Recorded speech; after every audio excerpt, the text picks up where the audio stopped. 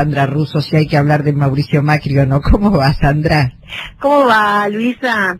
Y no nos queda más remedio, es parte de la realidad, es parte de lo pendiente, es parte de nuestras heridas, de lo que quedó herido tras su paso, es parte de lo que nos falta, es parte de lo que se llevaron, es parte del envío del oro a Inglaterra, es inevitable. Está bien que uno necesita también tomar oxígeno y está bien hablar de otras cosas también, pero hablamos de todo entonces. Hablamos de todo. Lo que pasa es que cuando yo hoy me enteré que se había ido Macri, en realidad no voy a hacer la columna sobre Macri, sino sobre la historia de un emperador romano que en realidad pensé en él hoy cuando me enteré que Macri se había ido del país. Terminé hace muy poquito de ver una serie documental que está en Netflix, que es en realidad toda la historia del Imperio Romano. No es fabulosísima, pero está hecha con historiadores de universidades muy prestigiosas y es un docufilm, digamos. Tiene partes actuadas y después vienen los historiadores y te explican bien. Y la verdad que es útil porque uno ordena muchos datos que tiene sueltos y fueron muchos siglos de historia. Y particularmente quería hablar de uno de los emperadores que es el que marca la decadencia del Imperio Romano, por supuesto, pensando en más que no voy a hablar de César.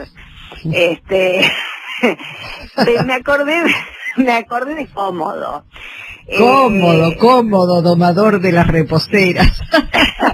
Bueno, no, pero no por ese lado, no, digamos, el nombre daba como para pensarlo asociado a las largas vacaciones. Hay que decirlo, no se ha caracterizado Macri por ser un presidente que dejó su alma en el trabajo, ¿no? Pero eso lo sabemos todos. Pero Cómodo no se llamaba Cómodo porque era cómodo, aunque era el hijo de Marco Aurelio. Marco Aurelio fue uno de los grandes, uno de los 5 sabios, ¿no? De los 5 más grandes. Y además filósofo, un filósofo estoico. Hay una obra de él, Meditaciones, que es considerado un clásico.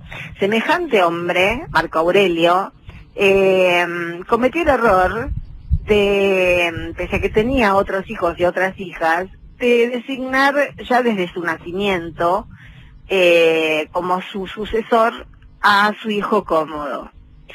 El problema es que cuando lo designó sucesor, lo que sabía es que lo quería mucho, pero no se sabía qué dones, qué particularidades iba a tener ese chico que además creció con la psicología de las vidas de los emperadores romanos. Realmente es fascinante hasta para mirarlos solo desde ese lugar, ¿no? Te aseguro que te cambia la visión sobre algunos personajes históricos.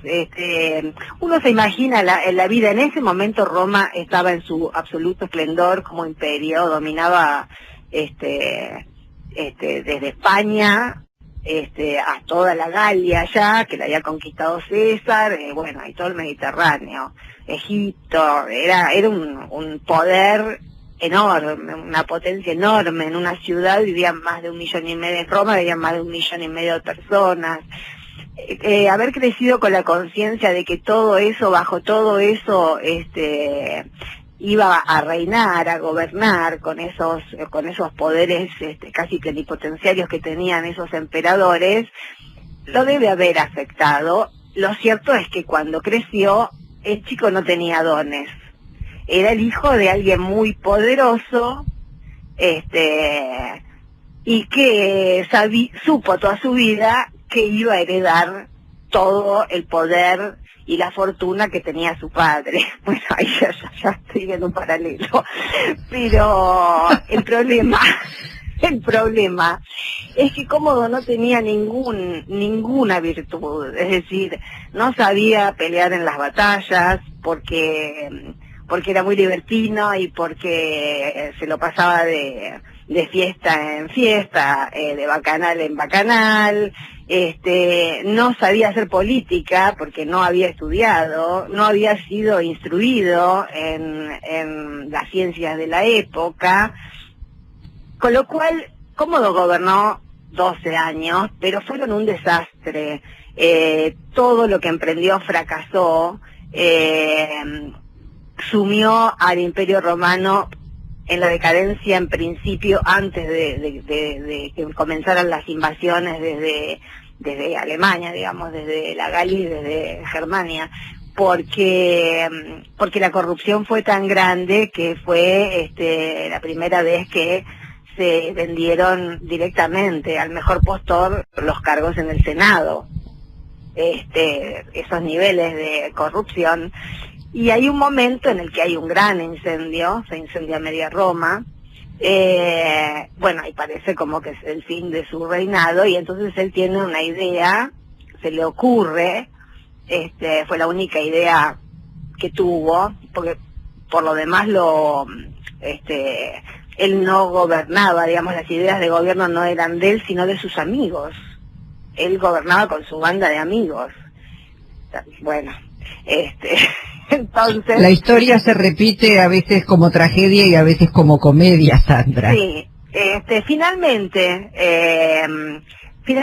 llega el momento en el que tiene la idea de hacer los juegos más grandes que ha tenido Roma, 14 días de juegos con animales exóticos, manda a traer cocodrilos, elefantes, serpientes gigantes de Egipto, bla bla bla, pero digamos tiene que apelar a una trampa, no una trampa, mejor dicho, tiene que apelar a una cosa de espectacularidad muy grande para que el pueblo le vuelva a dar su favor, porque él lo detestaban por el mal gobierno que había hecho.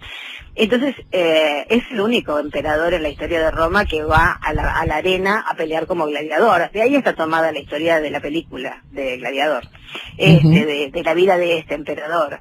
El tema es que Cómodo era una mala persona, y lo que quiso fue engañar al pueblo. Entonces va a la arena a luchar como gladiador. Se entrena, pero se da cuenta que nunca va a poder tener la fuerza de un gladiador, nunca será un gladiador porque nunca había sido un soldado, y entonces ordena que a todos sus oponentes les den espadas sin filo, y por eso va matando uno por uno, va triunfando uno por uno, con los oponentes que van a la arena a pelear con él. El pueblo lo aplaude, lo ama, parece invencible porque va ganando sucesivamente, y nunca habían visto a un emperador ocupar el lugar de un gladiador, hasta que se descubre la verdad, que todo había sido una trampa desde el principio hasta el final. Y ahí se arma la hecatombe, ahí termina la historia, cuando sus seres más cercanos, con los que había gobernado, se dan cuenta de que no hay manera de rescatar a Cómodo, y se deshacen de él. Esta es la historia de Cómodo, que me vino muy a la cabeza hoy cuando me enteré que Macri se había ido a París. Y es un paralelo más que interesante. No sé si es una metáfora, es un paralelo, me parece fantástico el que haces. Nosotros no lo habíamos mencionado, efectivamente se fue a Francia primero, lo acompaña Juliana Aguada, su esposa, lo acompaña su hija menor Antonia. Recordemos que ya había viajado al Paraguay, siempre con la misma excusa que utiliza Macri, que es su cargo como presidente de la Fundación FIFA, ¿no? Sí, porque es hoy el ministro... París-Suiza, parece que el itinerario es Francia-Suiza. Sí, porque dice que se va a reunir ahí con el presidente de la FIFA. Hoy el ministro de Salud de la provincia, Goyán, dijo que era muy mal ejemplo el expresidente de la Nación. Hay algunos otros integrantes del espacio del Frente de Todos que están realmente muy indignados e indignadas, y yo creo que hay razón, porque dicen, bueno, ¿cuáles son las regulaciones del aislamiento, no? Voy a mencionar un caso, el de Alicia Castro, que dice: por andar caminando por una ruta, Facundo Astudillo Castro lo lleva a la bonaerense y todavía no se sabe nada. Es lo que se está investigando. Para asistir a tu mamá de 80 años tenés que sacar un permiso de un día, pero hay quien puede volar a París así de fácil, ¿no? Bueno, sí, la verdad es que indigna muchísimo, porque está claro que Mauricio Macri se va de paseo y cuando volvió de Paraguay hizo un aislamiento relativo. Sí, se va de paseo o se va a ver cómo acomodan las cosas, porque la verdad que está muy involucrado en cosas muy pesadas y además se va también exponiendo una vez más sus privilegios. La verdad, lo único que ha hecho en los últimos años, bueno, toda su vida, pero mientras ganaba dinero en lo privado, bueno, uno no tenía acceso a eso. Cuando empezó a tomar de lo público, ha enrostrado sus privilegios y realmente es gente que está convencida de que tiene derecho y por lo visto lo tiene porque nadie lo paró. Claro, y sí, es así. Bueno, Sandra, ¿nos estamos reencontrando mañana? Nos encontramos mañana y bueno, ya sabemos algo de la vida de Cómodo. Es interesante, la historia es maravillosa. Te mando un abrazo. Hasta mañana.